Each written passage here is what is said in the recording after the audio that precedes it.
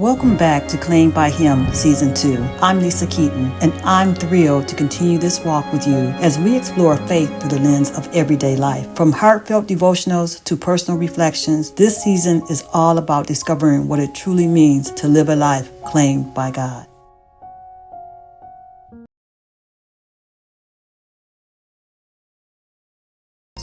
Welcome to Beginner's Guide for Christianity, where faith meets life. We are here to share our experiences of receiving healing in the Father's house through witnessing and testimonies.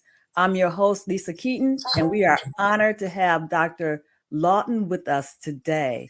So, Dr. LaJoyce, how are you today?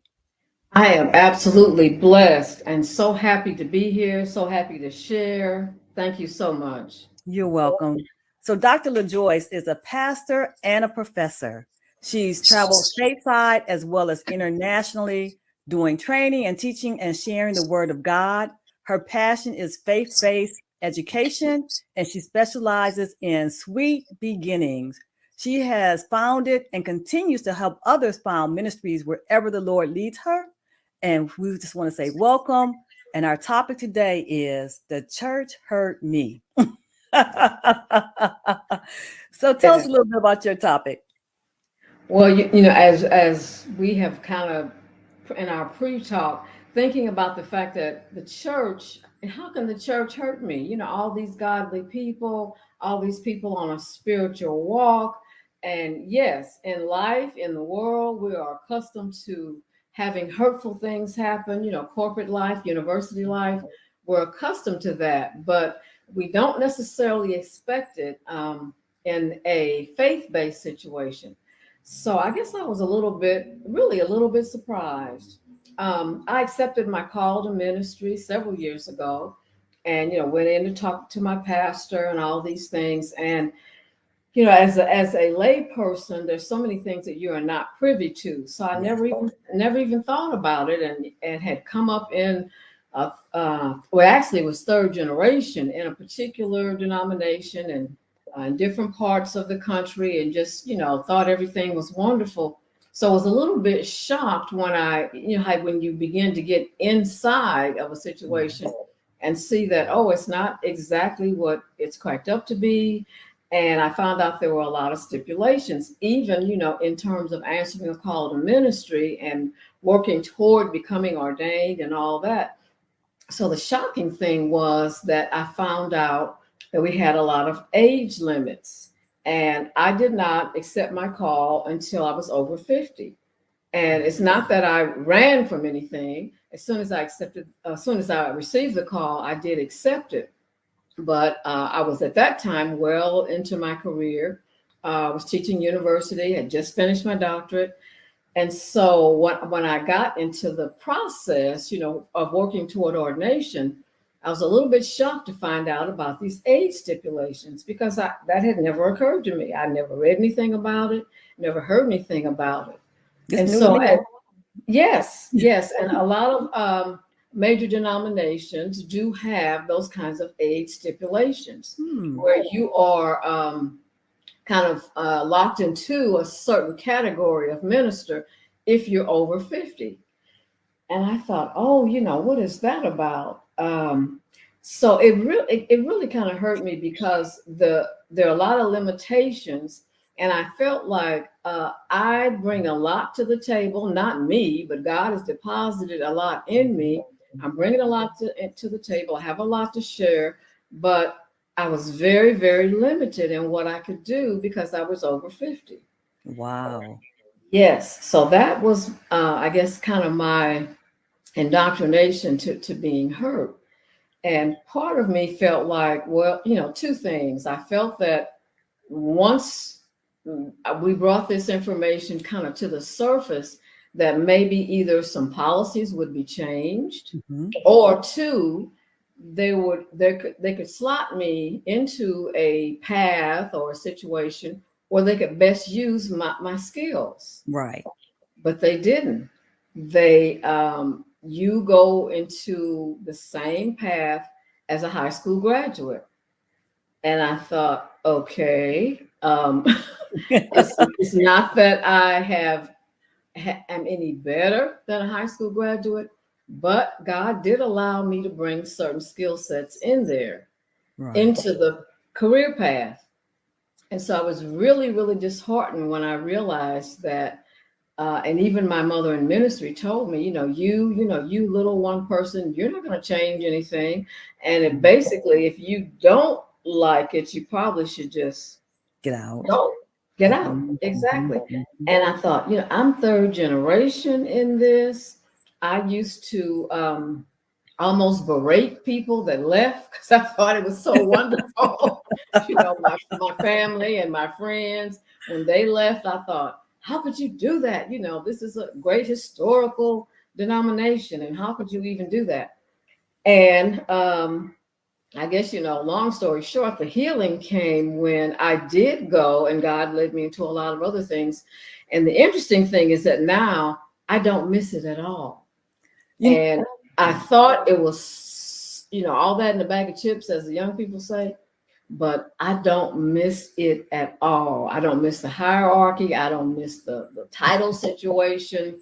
I don't miss the rules. And I'm like, ooh, God had to just hurt me to my core before I realized that I don't even miss that. you know I'm what? off doing my other ministry. I don't even miss it. I think sometimes God wants to get us out of that religious spirit, out of that tradition, and Yeah. take the word to the world, like He said that we're supposed to do. That's one of the commandments. We are to go all over, everywhere, and spread the word, and not be stuck in a traditional setting, not be stuck in of the four walls. And sometimes He does, because that the training that we get, the younger, that's all you know. And people feel really safe inside those four walls. So they want to keep you bound. And that's not what He's calling us to do. He's calling us to go out. That's right. And so I'm glad that He hurt you in order to get you to go do what He wants you to do. Yes, exactly. Because I never would have. I would have stayed on that path. I would have used the traditional path and gone and done some of the things that they had indicated, even though I have always known that being a senior pastor is not for me. But I would have gone up some of those paths had He not really just kind of kicked me to the curb and shown me, this is not for you. Right. One of the stories that I thought about in the Bible when you were talking was about one of the men who went over into the promised land. You remember, he was an older gentleman, and he said, I feel the same today as I did. It was like so many years ago. And God gave him the mountain that he wanted, and he was able to conquer that mountain and stay there. And it's just like, you know what? Age doesn't make a difference. We can run for God no matter what age we are. We can hold the positions no matter what age we are. And I would be limited. I'm 61. Exactly, exactly. And as you said, Moses, different ones had Mhm. all kinds of, age attached to them. And even while I was still in the denomination, I began writing, based on the Bible and based on the church rules about age, because I thought, this is really, really just unusual. And I began doing a lot of research and a lot of writing, or just a little booklet about that, and submitted it to them, like, hey, maybe you can read this and make some changes in your policies. And I suspect that they maybe have made some changes, but probably not the way they should, because from the things that I researched, God used whoever, or He does use anybody He's going to use. He used people of all ages, no matter, some of them were up in the hundreds, whatever, He was still using them. Yes. And it was never a situation of where, you have to be this age and you have to do this, you have to follow this traditional path. It was none of that. So it took, me researching that to also help me to kind of get past some of that. Right. But that came against a lot of grain because that was ingrained in you. So what kind of battle did you go through to get over that hump? I guess I've always kind of marched to a different beat. And I just kind of had to do what He dropped in my spirit and forget about what other people think. Even those closest to you, your spouse, your family, whatever. You just have to let all that go. And not that you want to cause a disruption, because obviously God is not about disruption, Right. but also you have to follow what He drops in your spirit. And That's so true. no matter who, probably looked at me and, why aren't you doing this? Or why aren't you getting a traditional university job? You said you wanted to get the doctorate and now you're not doing that. Even though all those things were kind of being thrown at me, I really just had to let that go and do what He was dropping in my spirit. So you were obedient to His word and not to I, man's word. I try, and that is hard for me, the obedience thing. But yes, but yeah, not being obedient to man's word, because man had all kinds of rules for me.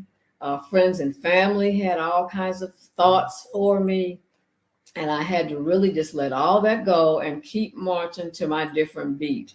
And still today, I do. There are a lot of folks that don't necessarily agree or see what I'm doing, or why do you keep at this and keep at that? Well, because that's what He's dropping in my spirit, and I'm keeping at it.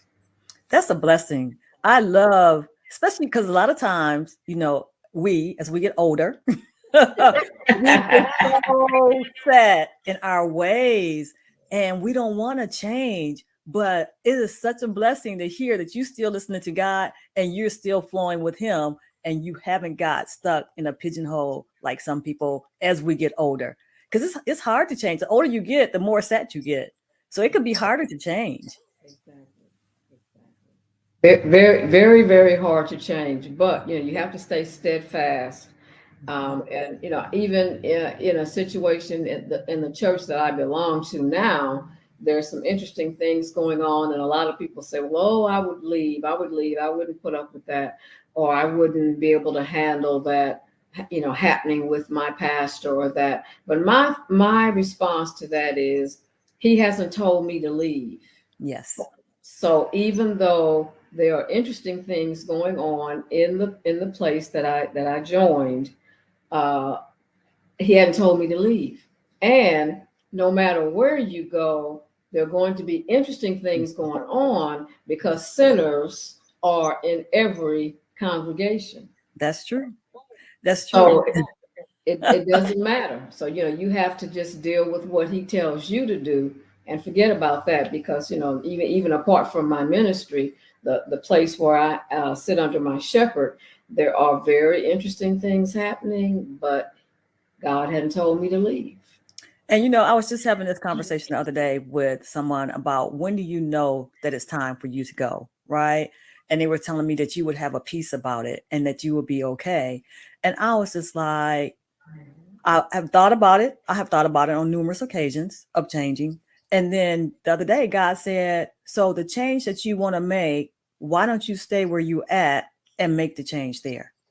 Mm. Mm. And I was just like, okay. So it's not about leaving, going somewhere else. It's about you being the change. And I need to be the change where I'm at and not go somewhere else where it's easier or more comfortable to make the change. That is so true, because it's within us. So Mm-hmm. it's behooves us to work at whatever He's told us to do where we are. So you don't necessarily have to run off. Right. And I think it's a very difficult situation. I have never been a person that just change. Right. Really, the only time I've changed congregations, except for the when I had the call to ministry, was when we would move to another city. Yes. Then I and we would be on the lookout for other congregations, and we would find one and we would settle in and we would stay there until we left for another city. So I had never been one, to just kind of move around. Only, when it came to my call to ministry, and that did I actually make a change. So Wow. The one thing that you said, which is really great, is that sometimes our brain says that the church is going to be a safe place. And you have to realize that those people in the church came out of the world. So they came out of the university or they came out of your job. And so just like you have your own personal issues going on, they also have their issues going on. And so whether you're at church or whether you're at work or whether, you're at the grocery store, you are bound to be hurt. Even in your relationship at home with your kids and your husband or your spouse, you are bound, to be hurt at some point in time. And just because you get hurt there don't mean you automatically leave. we Exactly. stay. We stay. You stay for the paycheck. You stay for the marriage. You stay for the kids. You stay for whatever your reasoning is. You stay. So even at the church, when you get hurt, it doesn't necessarily mean that you need to leave. You stay. And you try to fix the problem, or you try to work out the problem, or come to some kind of compromise with the problem. Because, everybody there is there. It's a hospital, and we all there to get healed. And, we need to be about the business of working on ourselves, yes. Not so much just leaving, but, okay, whatever the challenge is, what is it that I'm doing or maybe not doing? Mm-hmm. So, yeah, we need to be about all of that. So it's about self-evaluation. Yes. What are your motives? Why are you here? You mentioned that all the people in the church, have a quote agenda. And so you have to think about that too. Yes. That is very true. So what are some of the things that you see in church, in ministry, that you think as a whole that needs to be done a little better? Within my ministry, the people that we've worked with, the people that have come into our ministry, are people that had similar challenges. Whatever ministry they wanted to do was not necessarily embraced within those four walls. And so they have all, the ones that we have dealt with in terms of at the certificate level and needing help, they are almost all doing their ministry or their nonprofit outside of the church. And I think that's very interesting that somehow the church is not nurturing or for that. And so just about everyone that we deal with has their ministry away from the church, in the community. And that's great, because I consider us to be apostolic, not necessarily tied to a particular church or denomination. And so we work, we do work alongside of churches. But I found it very interesting that other people came to me with similar thoughts, just that what I'm trying to do that is not accepted. So I need to do it on the outside. And so we started, offering some courses, some programs where they could get additional training for that ministry God had dropped in their spirits. But then they could still do it outside the church, but kind of walk alongside doing some things that churches are not necessarily doing, can't do, or won't do.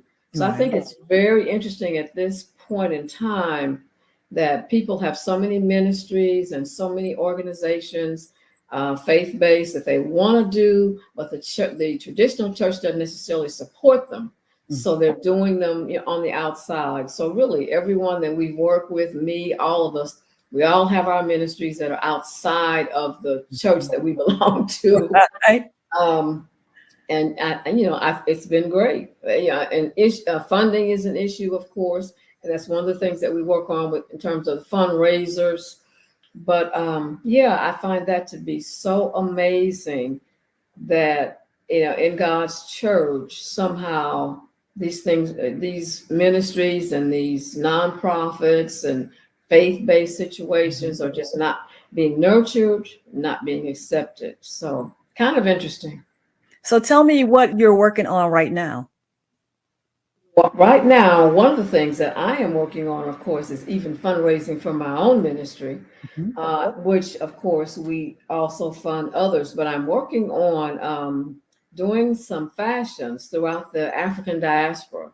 And I've always had an interest in the diaspora. I've been blessed to go to many countries in the diaspora, and always interested in the fashions, the culture, the food, all of that.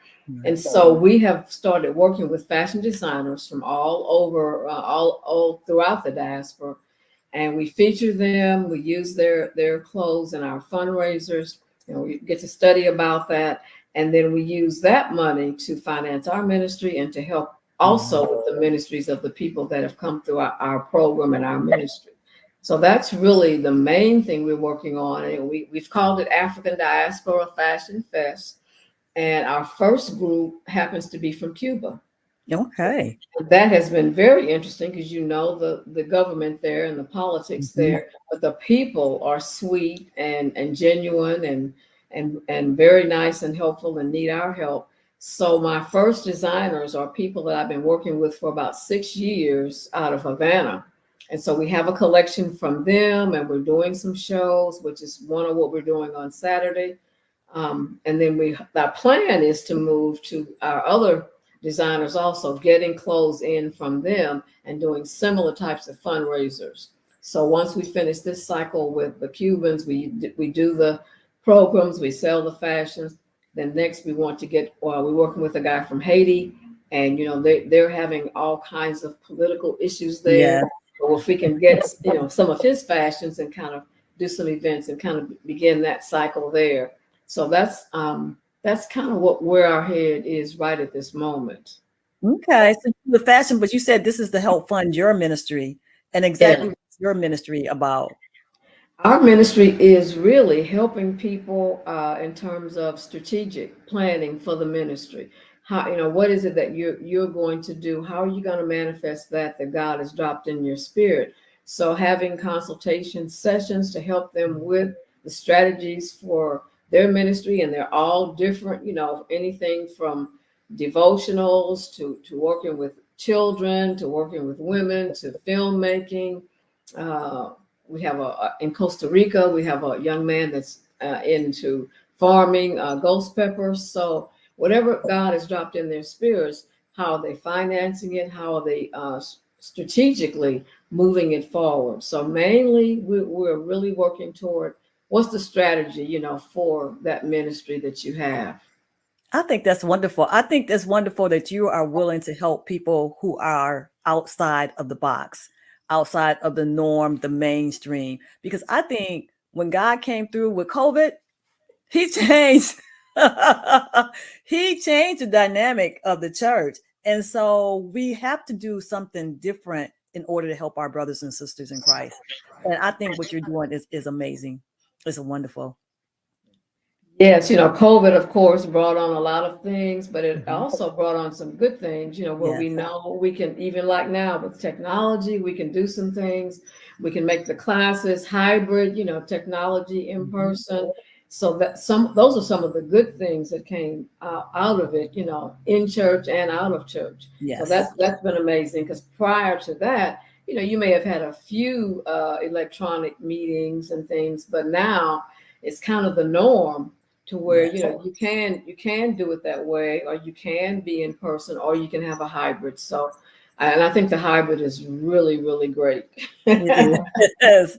So I just want to tell you, thank you for listening to the call. Thank you for doing the call, and thank you for just being a part of the kingdom. And so, how do people get in touch with you? I think I put down one of your websites here. Yes, you have the Multitude Experience. That is our ministry website. So they can always reach out to us and email us from there. Absolutely, at any time, and we're happy to respond to that in a timely manner.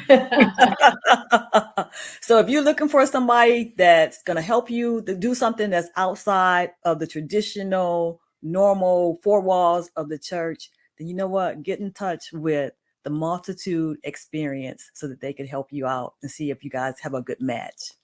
I want to say thank you. Thank you so much for coming on and sharing your journey with us.